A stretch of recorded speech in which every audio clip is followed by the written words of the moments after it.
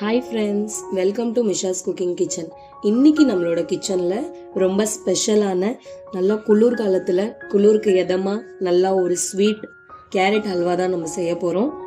வாங்க எப்படி செய்யறதுன்னு பார்க்கலாம். 2 கிலோ கேரட் இன்னைக்கு நம்ம எடுத்துருக்கோம். கேரட்டை ஃபஸ்ட்டு நம்ம ஃபுல்லாக அப்படி மேலே இருக்க தோலை சீவி எடுத்துக்கலாம்.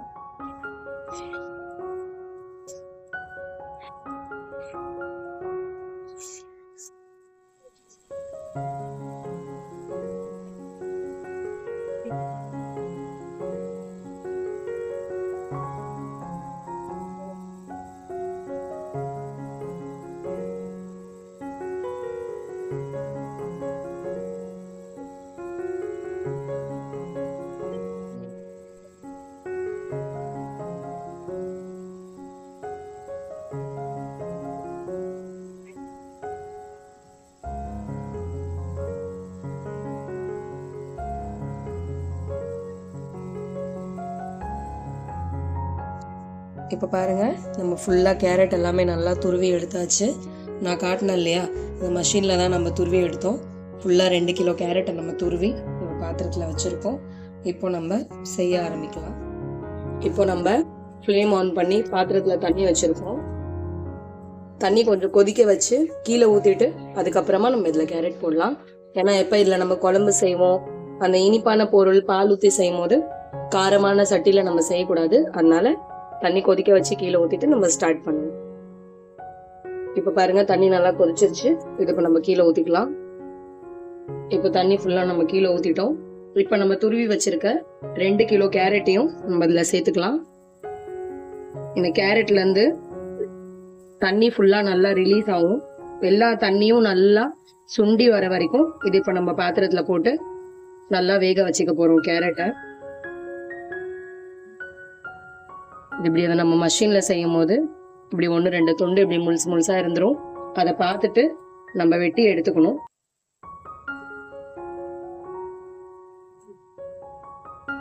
அவ்வளோதான், ஃபுல்லாக நம்ம சேர்த்தாச்சு. இப்போ இது நல்லா தண்ணி எல்லாம் கீழே நல்லா ரிலீஸ் ஆகி அந்த தண்ணியிலேயே நல்லா வெந்து வரும். இது பக்கத்தில் நின்று 2-3 நிமிஷத்துக்கு ஒரு டைம் கொஞ்சம் கிளறி விட்டோம்னா அடி பிடிக்காம ஃபுல்லாக நல்லா வெந்து வந்துடும். ஃப்ளேம் நம்ம ஹையில் தான் வச்சுருக்கோம்.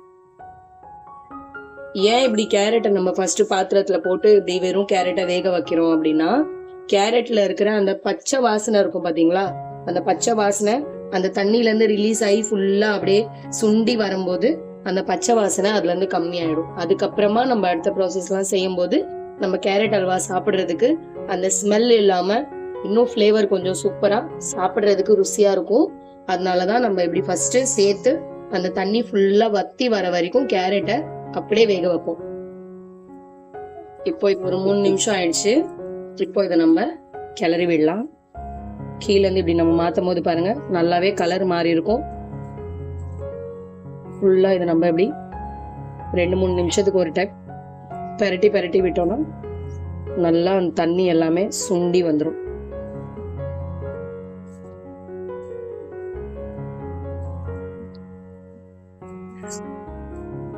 இப்போ இன்னும் ஒரு 3 நிமிஷம் இப்படியே இருக்கட்டும்.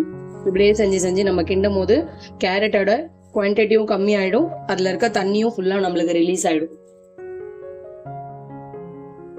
இப்போ இன்னொரு 3 நிமிஷம் ஆயிடுச்சு. இப்போ மறுபடியும் இதை ஃபுல்லா கீழே இருந்து நம்ம நல்லா பெரட்டிட்டோமா. இப்போ இதுல இருக்க தண்ணி ஃபுல்லாவே நல்லா சுண்டி வந்துருச்சு. கலரும் நல்லா மாறி வந்துடுச்சு. ஃபுல் தண்ணி சுண்டினதுக்கு அப்புறம் இப்போ இதுல நம்ம ஒரு 1 லிட்டர் பாலை நல்லா காய்ச்சி நான் எடுத்து வச்சிருக்கேன்.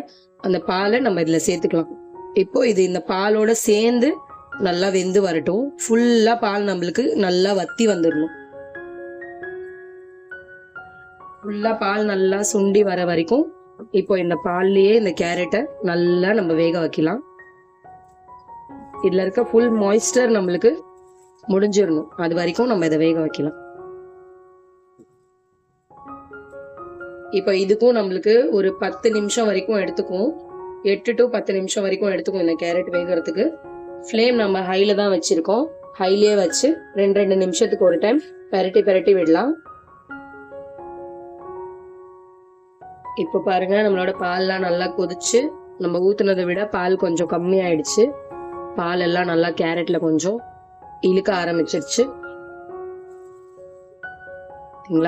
கேரட்டும் நல்லா கூட சேர்ந்து வெந்து வந்துடும். இதை மூடி போட்டு செய்யக்கூடாது. ஓப்பனாவே வைக்கும் போது தான் அந்த கேரட்டோட பச்சை வாசனை ஃபுல்லா நல்லா ரிலீஸ் ஆகும்.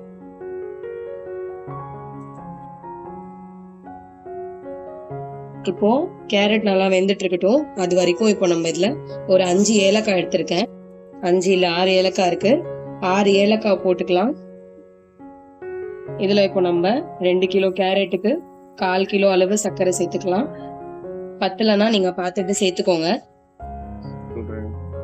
இப்போ இது நம்ம ஏலக்காய் சர்க்கரையோட சேர்த்து ஏன் போட்டிருக்கோம் அப்படின்னா, சர்க்கரையை மையும் போது ஏலக்காவும் சேர்ந்து மைந்துரும். அது நம்ம சாப்பிடும் போது வாயில அந்த ஏலக்காவோட அந்த கொட்டெல்லாம் வரும் பாத்தீங்களா, அது வந்து நம்மளுக்கு ரொம்ப டிஸ்டர்பன்ஸா இருக்க மாதிரி இருக்கும். அப்படி வராம இருக்கிறதுக்காக தான் நம்ம சர்க்கரை கூட போட்டு அதை ஒரு சுத்து விடும் போது அதுல ஃபுல்லா நம்மளுக்கு மைஞ்சி வந்துடும். சரிங்களா? இப்போ இது நம்ம அரைச்சி எடுத்துக்கலாம். இப்ப பாருங்க, நம்ம நல்லா அரைச்சி எடுத்தாச்சு. கொஞ்சம் கூட ஏலக்காவே இல்லாம எல்லாமே ஃபுல்லா நல்லா மைஞ்சி வந்துருச்சு பாத்தீங்களா. இப்போ நம்ம இந்த மாதிரி அரைச்சி எடுக்கும் போது என்ன ஆகும்னா, நம்ம சாப்பிடும் போது நம்மளுக்கு வாயில அந்த கொட்டை வராம டிஸ்டர்ப் ஆகாம இருக்கும். அதனாலதான் நம்ம இப்படி அரைச்சி எடுக்கிறோம். இப்போ இன்னும் ஒரு 5 நிமிஷம் ஆயிடுச்சு. இப்போ இதை நம்ம கிளறலாம். இப்போ பாத்தீங்களா, பால் நல்லாவே நம்மளுக்கு சுண்டி வந்துருச்சு. லைட்டா அடியில பிடிக்கிற மாதிரி ஆகுது. இப்போ இந்த பதத்துல நம்ம அரைச்சு வச்சிருக்க சர்க்கரைய இதுல சேர்த்துக்கலாம். சர்க்கரை ஏலக்காய் எல்லாம் சேர்த்து அரைச்சோம் இல்லையா, அந்த மிக்சரை நம்ம இதுல சேர்த்துக்கலாம். இது கூடவே சேர்ந்து ஒரு 5 நிமிஷத்துக்கு கேரட்ல நல்லா சர்க்கரை எல்லாம் பிடிச்சி வெந்து வரணும். ஸ்வீட்டை நல்லா பேலன்ஸ் பண்ணி கொஞ்சம் இனிப்பு அதிகமா தூக்கி கொடுக்கறதுக்கு கொஞ்சமா நம்ம இதுல உப்பு சேர்த்துக்கலாம், ஒரு சிட்டிகை அளவு. இப்போ இது எல்லாத்தையுமே நம்ம நல்லா மிக்ஸ் பண்ணிக்கலாம்.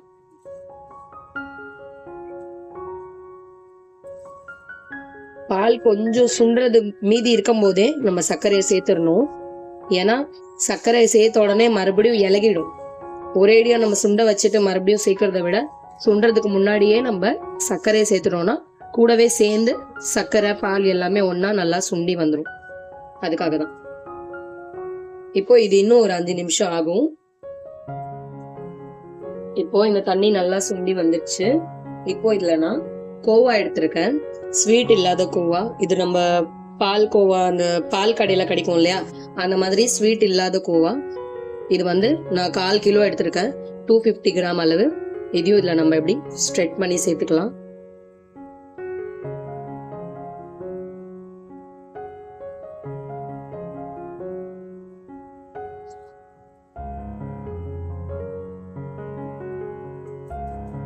ஃபுல்லா இதே மாதிரி இப்ப நம்ம ஸ்ட்ரெட் பண்ணி எடுத்துக்க போறோம். கொஞ்சம் சாஃப்டா இருக்கிறது எல்லாமே லைட்டா இப்படி இப்படியே போட்டுடலாம்.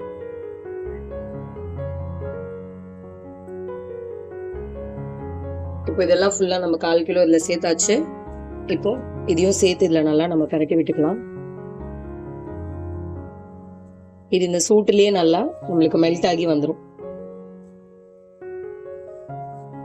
இந்த பால் கோவா நம்ம ஏன் சேர்க்கிறோம் அப்படின்னா, இந்த கேரட் அல்வாவோட ஸ்வீட்டை இன்னும் டேஸ்ட்டை இன்னும் அதிகப்படுத்தி கொடுக்கறதுக்காக தான். இப்போ இது எல்லாமே சேர்ந்து இன்னும் ஒரு 3-4 நிமிஷத்துக்கு நல்லா வெந்து வரட்டும்.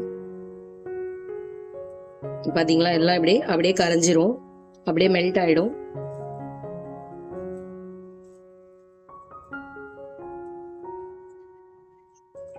இப்போ இது நல்லா வெந்துருச்சு. ஃபுல்லா நம்மளோட பால்கோவா பாருங்க நல்லா மெல்ட் ஆகி வந்துருச்சு. எல்லாமே அதிலே கரைஞ்சிருச்சு. பாலும் நல்லா ஃபுல்லா சுண்டி வந்துருச்சு. இப்போ இதை நம்ம ஃப்ளேம்ல இருந்து இறக்கிடலாம்.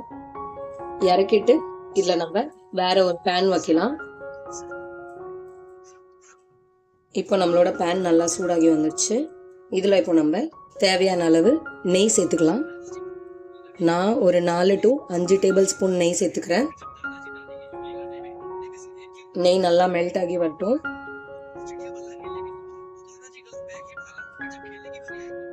இப்போ இந்த நெய்ல வாட்டர்மெலன் சீட் ஒரு டேபிள் ஸ்பூன் எடுத்து வச்சிருக்கேன், அதை இதில் நம்ம சேர்த்துக்கலாம். இது நம்ம ஹெல்த்துக்கும் ரொம்ப நல்லது. ப்ளஸ் நம்ம சாப்பிடும் போது கொஞ்சம் கிறிஸ்பாக நடுநடுவில் வரும்போது நல்லா இருக்கும்ன்றதால அதை நம்ம சேர்த்துக்கலாம். இதில் நம்ம கொஞ்சமாக தேவையான அளவு பாதாம் வெட்டி வச்சுருக்கேன், அதையும் இதில் சேர்த்துக்கலாம். இது கூடவே ஒரு குட்டி கப் ஃபுல்லாக முந்திரி எடுத்து வச்சுருக்கேன், அதையும் இதில் சேர்த்துக்கலாம். இது எல்லாத்தையுமே சேர்த்து லைட்டாக கிறிஸ்ப் ஆகிற வரைக்கும், கொஞ்சமாக கலர் மாறி வர வரைக்கும் நம்ம சாட்டே பண்ணிக்கலாம். கலர் ரொம்ப மாற விட்டுவிடக்கூடாது, லைட்டாக கலர் மாறி வந்தால் போதும். நம்மளோட பேன் ரொம்ப சூடாகி அதுக்கப்புறமா நம்ம சேர்த்தோன்னு வச்சுக்கோங்களேன், போட்டோன்னே அது கிறிஸ்ப் ஆகிறதுக்கு முன்னாடியே கலர் மாறிடும்.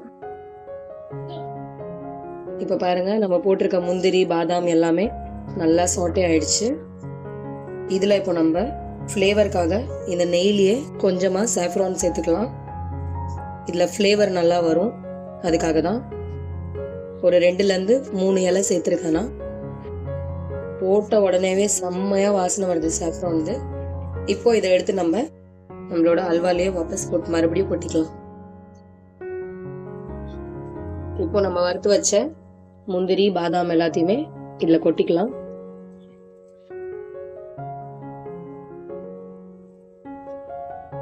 எல்லாத்தையுமே இதில் சேர்த்து ஒரு மிக்ஸ் கொடுத்துட்டு நம்ம இறக்கிடலாம்.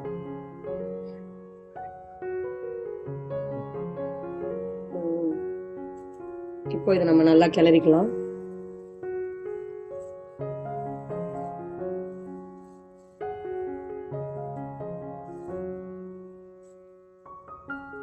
அவ்வளோதான். இப்போ ஃப்ளேம் ஆஃப் பண்ணி நம்ம சர்வ் பண்ணலாம். இப்போ இது நம்ம சர்வ் பண்ணும்போது சுட சுடன்னு நல்லா ஒரு ஸ்பூன் நெய் ஊற்றி, இது கூடவே நம்ம வறுத்து கொஞ்சம் இதில் சேர்த்துட்டோம். கொஞ்சம் சர்வ் பண்ணும்போது போடுறதுக்காக முந்திரி எடுத்து வச்சுருக்கோம், அந்த முந்திரியவும் நம்ம இதில் ஒன்றா சேர்த்துக்கலாம். எல்லாம் போட்டு கொஞ்சமாக மேலே சாஃப்ரான் வச்சு சூப்பராக சர்வ் பண்ணியாச்சு.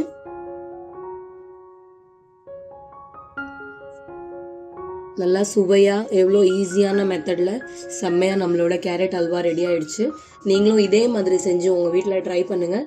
இந்த வீடியோ உங்களுக்கு பயனுள்ளதாக இருந்தால் உங்கள் ஃப்ரெண்ட்ஸ் அண்ட் ஃபேமிலியோட இந்த வீடியோவை ஷேர் பண்ணிக்கோங்க. மறக்காமல் நம்மளோட மிஷாஸ் குக்கிங் கிச்சனை சப்ஸ்கிரைப் பண்ணிக்கோங்க. இதே மாதிரி ஒரு சூப்பரான வீடியோவோட உங்களை நான் சீக்கிரமாகவே சந்திக்கிறேன்.